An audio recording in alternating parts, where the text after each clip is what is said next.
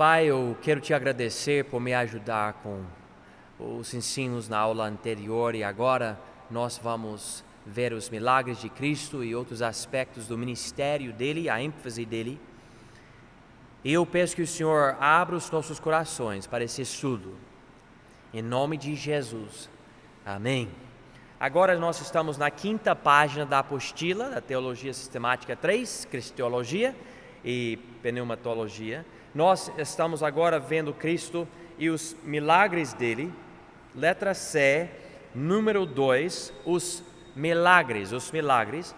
E várias pessoas faziam milagres na Bíblia. Uma coisa que precisamos entender, porém, milagres são milagres porque são raros. Não são naturais, são sobrenaturais. Se você pudesse olhar numa linha de tempo toda a história da Bíblia, você vai descobrir rapidamente que, na verdade, até dentro da Bíblia há poucos milagres. Poucos. Você vai ver um pouco aqui em Elias, um pouco aqui em Eliseu, ou, claro, em Jesus, Paulo, Pedro, mas há muitos momentos, épocas, tempos, não há milagre nenhum. Inclusive, o maior profeta, João Batista, nunca fez milagre. Deus operou nele, ele tinha o Espírito desde o nascimento dele, etc., mas ele não fazia milagres. Os milagres de Jesus são diferentes porque precisavam cumprir algumas profecias. Nós podemos analisar os milagres de homens antes dele, por exemplo, Eliseu ou Elias, mas Jesus tinha algo especial. Veja aqui comigo, Isaías 35. Outra profecia. Os milagres de Jesus aqui na apostila cumpriram profecias. Então aqui Isaías 35, versículo 5 diz: então os olhos dos cegos serão abertos e os ouvidos dos surdos se abrirão. Então os coxos saltarão como servos e a língua dos mudos cantará, porque águas arrebentarão no deserto e ribeiros no ermo. Então o povo estava esperando esse tipo de milagre do Messias, ou deveria estar esperando isso. Milagres diferenciados, não iguais, como por exemplo os do Elias ou do Eliseu, os outros. Agora então, vendo que ele vai trazer visão para os cegos e os surdos vão poder ouvir, etc., vamos para o Novo Testamento, o livro de Mateus, e ver aqui Mateus 11, e aqui João Batista disse, quando ele viu Jesus: eis o Cordeiro de Deus, ou seja, ele é o sacrifício, ele é o Messias. Mas até ele ficou duvidando algumas coisas, porque todo mundo passa por isso.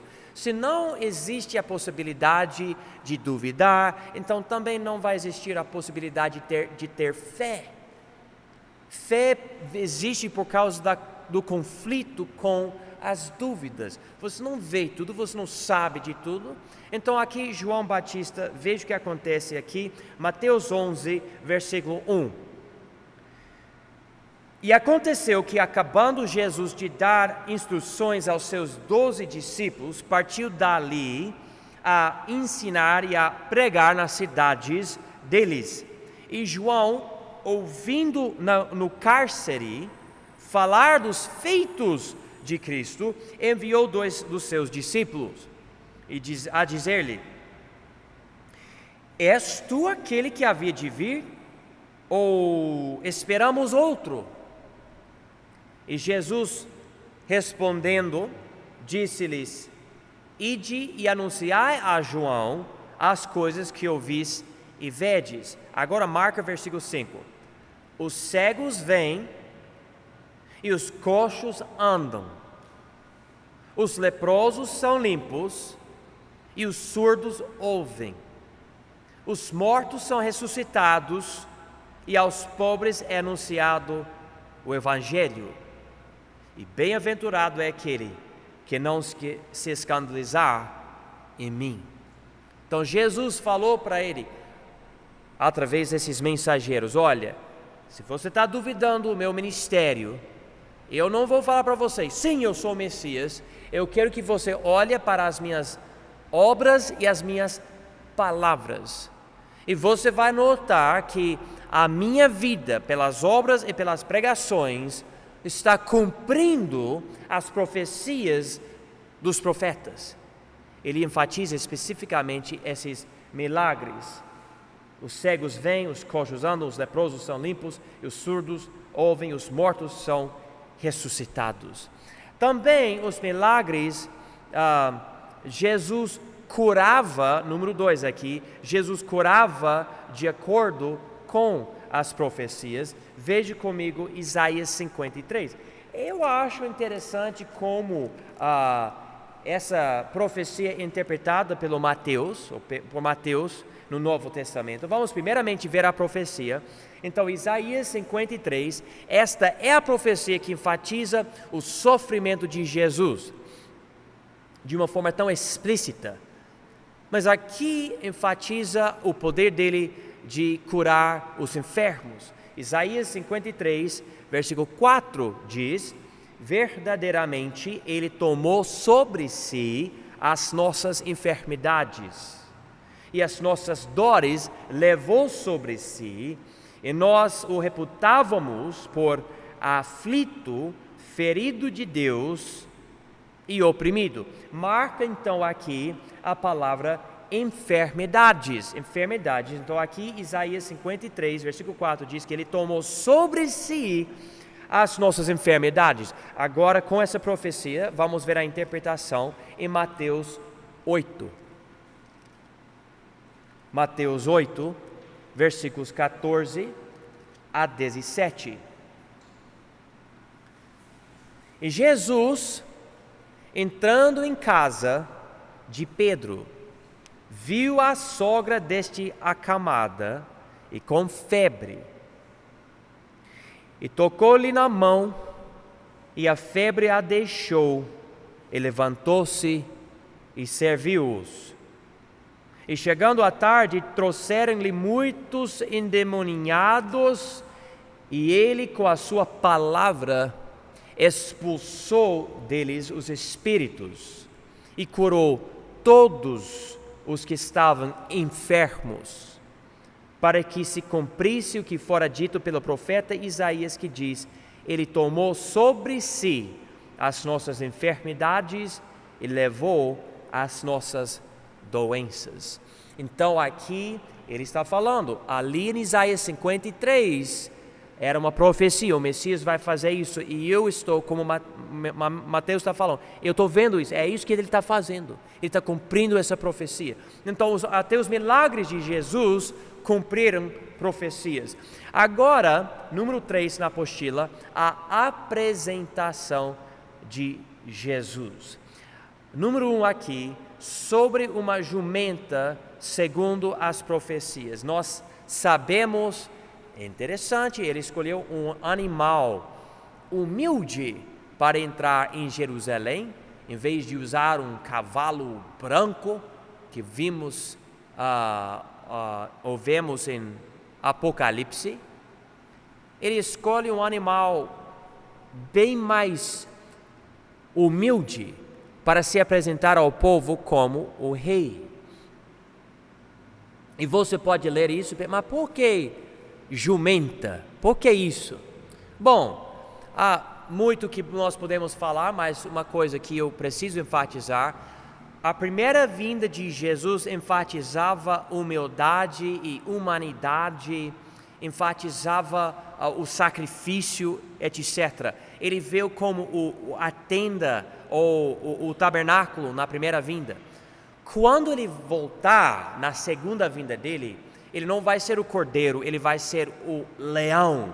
ele não vai vir como o tabernáculo, ele vai vir como o templo. Ele não vai vir para ser morto de uma forma temporária, ele vai chegar para permanecer. Então, uma mudança na dispensação de Jesus entre a primeira vinda e a segunda vinda. Então, quando eu vejo isso, agora faz muito mais sentido que ele escolheu esse animal humilde em vez de um cavalo branco e lindo. Agora vamos ver a profecia, porque a Bíblia profetizou que ele ia chegar desse jeito. Vamos para o penúltimo livro do Velho Testamento, Zacarias, capítulo 9, e diz aqui em versículo 9: Alegra-te muito, ó filha de Sião, exulta, ó filha de Jerusalém, eis que o teu rei virá a ti, justo e salvador, pobre e montado sobre um jumento e sobre um jumentinho, filho de jumenta, né? Então profetizou, está aqui na Bíblia, Zacarias 9:9. Agora vamos comparar isso com cumprimento em Mateus 21, versículo 5. Mateus 21, 5. Diz aqui: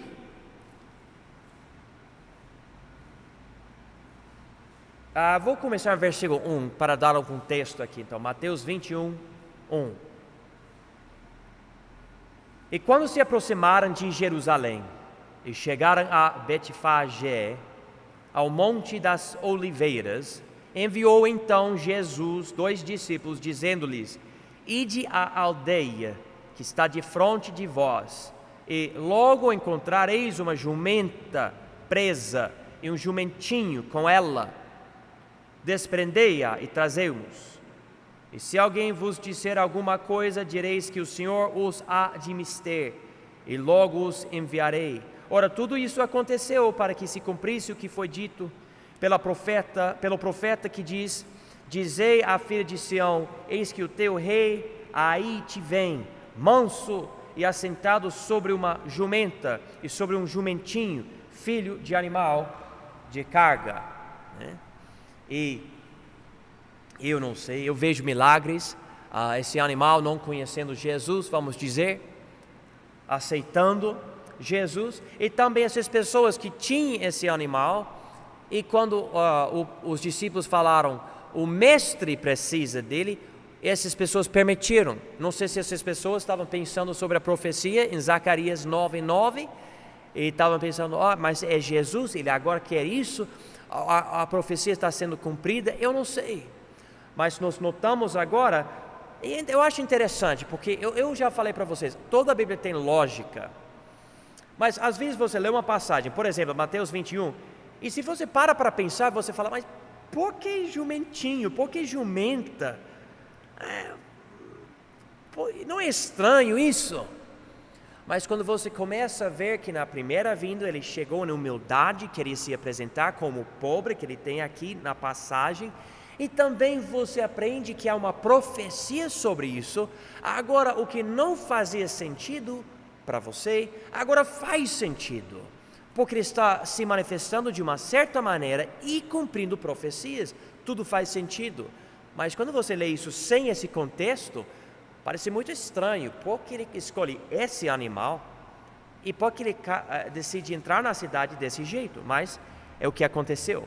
Ele entrou com os louvores do povo, segundo as profecias, isso é número 2 na apostila, com os louvores do povo, segundo as profecias. E aqui em Mateus 21, vamos continuar, versículo 6, e indo os discípulos e fazendo como Jesus lhes ordenara, trouxerem a jumenta e o jumentinho, e sobre eles puserem as suas vestes, e fizeram assentar em cima, e muitíssima gente estendia as suas vestes pelo caminho, e outros cortavam ramos de árvores e os espalhavam pelo caminho, e a multidão que ia adiante e a que seguia clamava, dizendo: Hosana ao filho de Davi, bendito o que vem em nome do Senhor, Hosana nas alturas, E entrando ele em Jerusalém, toda a cidade se alvoroçou, dizendo: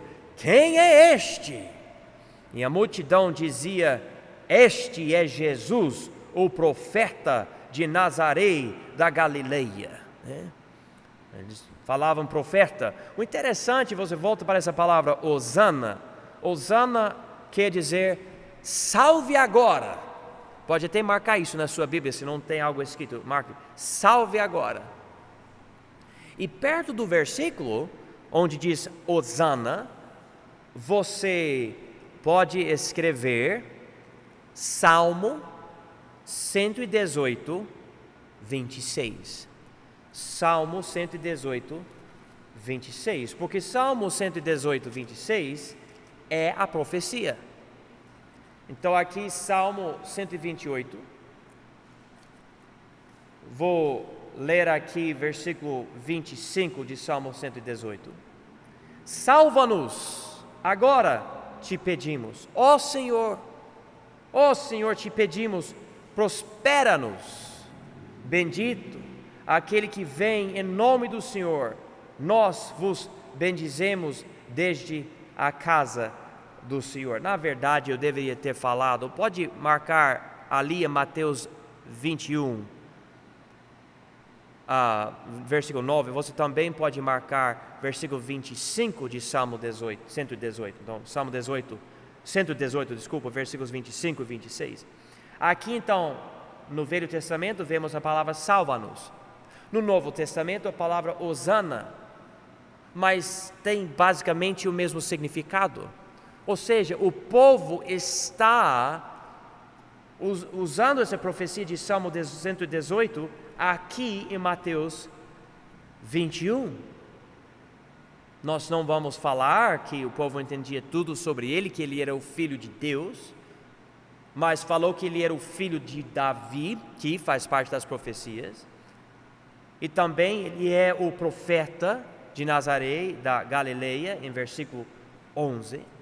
Então, algo interessante, mas é a apresentação dele. Agora vamos para número 4 na folha, da apostila. A cruz, o sepultamento, a ressurreição e a ascensão. Número 1, João Batista anunciou que Jesus era o Cordeiro de Deus, pelo qual entendemos que Jesus é, letra A, o sacrifício que Deus mesmo oferece para expiar o pecado, e letra B, Jesus está sem mácula, que quer dizer que não tem pecado. Agora, número 2, eu vou voltar para as passagens, mas eu queria juntar essas coisas. A crucificação se tornou o foco do ministério terrestre de Jesus. E eu vou dar o porquê aqui. Mas então, aqui nessa folha enfatizamos o ministério terrestre de Jesus, a pregação, os milagres, a apresentação dele. Mas quando você estuda tudo, você vê que o foco da Bíblia não é somente Jesus, a vida dele, mas é Jesus, a morte dele. É o que aconteceu naquele momento que ele estava pendurado na cruz. É o foco. E nós vamos tentar compreender isso. Vamos agora então para o livro de João. Livro de João, logo no início do ministério de Jesus, o primo dele, João Batista, o precursor de Jesus, fala algo, grita algo diante dos outros, quando Jesus aparece nesse local. João 1, 29, no dia seguinte, João viu a Jesus que vinha para ele e disse: eis o Cordeiro de Deus que tira o pecado do mundo. E você pode até marcar as palavras aqui, que tira o pecado do mundo. Note a ênfase. Nem fala sobre reino. João pregava o reino de Deus. Jesus pregava o reino de Deus. Mas aqui João, pelo Espírito de Deus, fala: Jesus é também o Cordeiro que tira. Como? Eu acho que todo mundo aqui já sabe, mas deixe-me explicar caso que alguém não entenda bem. Quando o homem pecou no Velho Testamento, Adão. Deus tinha dito para ele: você vai morrer. Mas em vez de morrer no momento, Deus cobriu ele com as peles de uns animais. Animais que eram inocentes, não cometeram pecado, era Adão que cometeu o pecado. Esses animais então morreram, o sangue foi derramado e as peles colocadas nas costas de Adão e de Eva.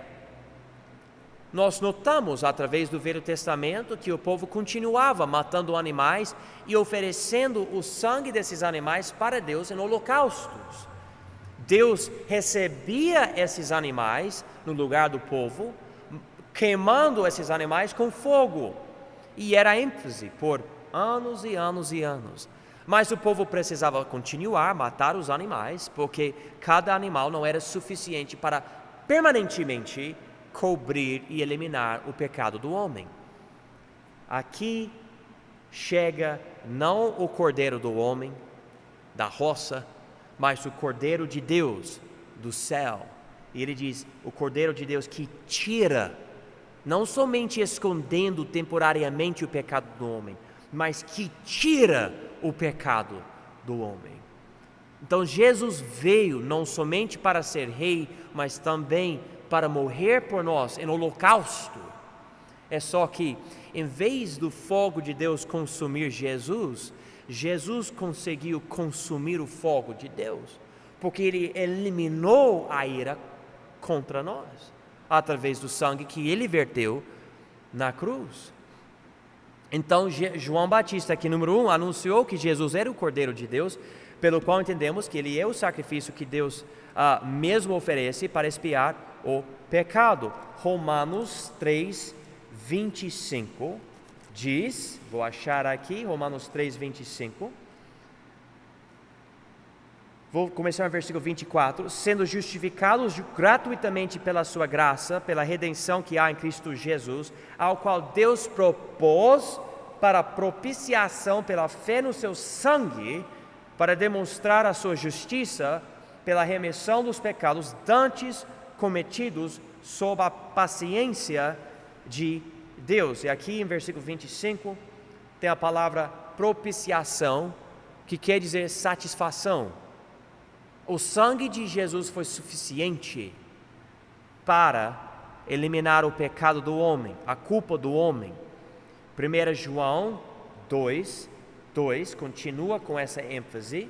1 João 2 diz, falando de Jesus, e Ele é a propiciação pelos nossos pecados, e não somente pelos nossos pecados, mas também pelos de todo o mundo. Então o sangue de Jesus é suficiente para pagar o pecado de todos nós.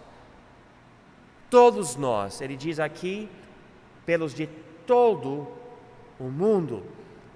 E por que o sangue de Jesus é suficiente? Porque ele pode ser esse cordeiro? Porque ele está sem mácula. A Bíblia diz em Hebreus capítulo 1, versículo 9: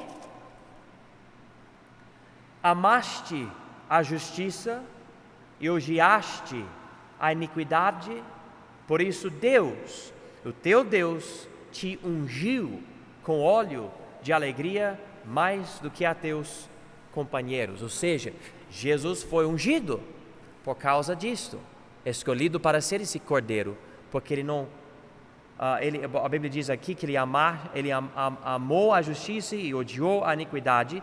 Podemos agora ir para Hebreus 4 e ver versículo 15, que explica isto de uma forma mais explícita. Hebreus 4, 15, porque não temos um sumo sacerdote que não possa compadecer-se das nossas fraquezas, porém um que, como nós, em tudo foi tentado, mas sem pecado. E marca essas palavras, mas sem pecado. Então o foco, Jesus morreu por nós, sendo cordeiro. E a crucificação se tornou o foco do ministério de Jesus. Por quê? Porque demonstra Isso é importante. Essa é a letra A embaixo de número 2 na página aqui. Demonstra que os gentios sem a lei e os judeus com a lei são completamente pecaminosos, precisando da salvação que vem sem a lei. Ok, vamos para Romanos. Eu não tenho muito tempo, talvez eu precise continuar isso na semana que vem, mas vamos pelo menos chegar aqui em Romanos 11. É isso que eu provavelmente vou precisar fazer e continuar isto. Mas vamos chegar aqui, Romanos 11. Eu vou utilizar agora, por causa do tempo, somente versículo 32. Semana que vem nós podemos nos aprofundar um pouco mais nesse assunto. Eu sei que é importante compreender isso. Então, Romanos 11, versículo 32. Porque Deus encerrou a todos debaixo da desobediência, para com todos usar de misericórdia. E pode marcar em versículo 32 a palavra todos. Tem essa palavra 2 vezes e é muito importante. No contexto aqui é o seguinte que aconteceu. A crucificação se tornou mais importante na vida terrestre de Jesus, no ministério terrestre de Jesus, em vez do reino. Por quê? Porque o povo judaico não estava pronto para ter Jesus como rei. Não estava pronto. Estava no pecado, na hipocrisia. Não aceitou Jesus. Então, Deus, na sabedoria dele, pensou: nem o meu povo está pronto para o reino, nem os judeus. Ele usou a lei para mostrar ao povo os erros, não adiantou. O povo não percebeu através da lei, nós somos completamente corruptos no pecado. Não, na verdade o povo acabou criando novas leis nas suas tradições, corrompendo a Bíblia para eles, e eles continuavam na hipocrisia. Então Deus, isso é tão incrível, como eu falei, toda a Bíblia tem lógica, faz sentido, mas você tem que se aprofundar. Deus permitiu que o povo dele matasse Jesus, para que ele pudesse dar salvação a todos através da graça por meio da fé. Porque o povo judaico, preste atenção, o povo judaico, os judeus, tinham o quê? A Bíblia, os profetas, a lei, o tabernáculo, o templo. Os gentios não tinham nada, não tinha profeta, não tinha nada. As pessoas, vamos dizer, da China, da Europa, da África, da Índia, vamos dizer, não tinha. Mas dentro daquele localzinho, o povo de Deus tinha tudo para andar em santidade, honrar a Deus, esperar a vinda do Messias, para que quando ele chegou, eles pudessem falar: ele chegou, estamos aqui, obedientes, prontos para obedecer o nosso rei e servir a ele. Não aconteceu. Ele chegou. Eles acabaram crucificando ele. Então Deus aqui, Romanos 11, 32, encerrou a todos debaixo da desobediência, para com todos usar de misericórdia. Então Deus chegou a essa conclusão: todo mundo errado, inclusive o meu povo, matou meu filho. Então, judeus, vocês não podem reclamar, mas eu vou dar salvação também para os gentios do mesmo jeito. Se eles quiserem receber meu filho por meio da fé, eu vou salvar eles também. Porque nem vocês conseguem me obedecer, vocês estão na toda a corrupção. Foi vocês que motivaram Pôncio Pilatos matar o meu filho Jesus. Então Deus, na sabedoria dele, conseguiu usar até o pecado do povo dele para trazer glória ao nome dele e oferecer salvação para americanos e brasileiros e todos os gentios, em vez de ficar com eles, porque o que ia acontecer, se isso não acontecesse, Jesus chegaria aqui 2000 anos atrás para eliminar todos os gentios e ter o reino dele com os judeus, mas nem o povo dele estava pronto. E Deus decidiu: eu não vou matar todo mundo, não, em vez disso eu vou oferecer a salvação pela graça. Pela graça. Você não merece sendo gentil, você não merece sendo judeu, eu ofereço para vocês de graça a salvação. O que eu preciso fazer, Deus? Nada, é de graça. É de graça, mas eu preciso fazer. Você é corrupto, você já deve passar a eternidade no inferno. Não fala para mim o que você precisa fazer. É pela minha graça. Se você receber meu filho Jesus de um coração arrependido, então eu vou dar para você de graça a minha salvação. E é isso que ele nos deu, a salvação assim.